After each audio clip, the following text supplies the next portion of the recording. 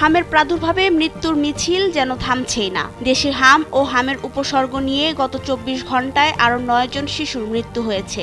এতে মৃত্যুর সংখ্যা ৩৫০ ছাড়িয়েছে।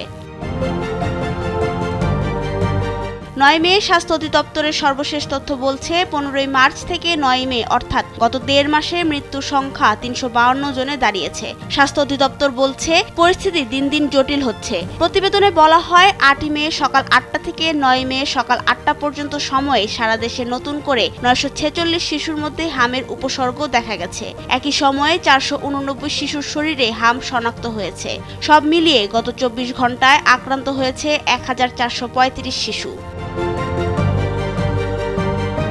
এদিকে পরিসংখ্যান বলছে আক্রান্ত ও মৃত্যুর সংখ্যার দিক থেকে ঢাকা বিভাগ সবচেয়ে বেশি ঝুঁকিপূর্ণ অবস্থায় রয়েছে। ঢাকা বিভাগে এখন পর্যন্ত হাম ও হাম সন্দেহে ১৭৩ শিশুর মৃত্যু হয়েছে এবং মোট আক্রান্তের সংখ্যা দাঁড়িয়েছে ২৬,০৮০ জনে।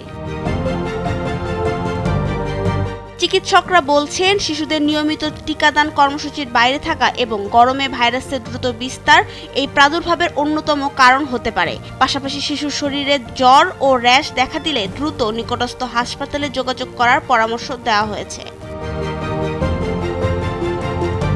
এদিকে হামের এই অবনতির কারণে জনগণের মধ্যে অসন্তোষ দেখা দিয়েছে। বিভিন্ন পক্ষ থেকে প্রতিবাদও জানানো হচ্ছে। নাবিলা রহিম, সময়ের আলো।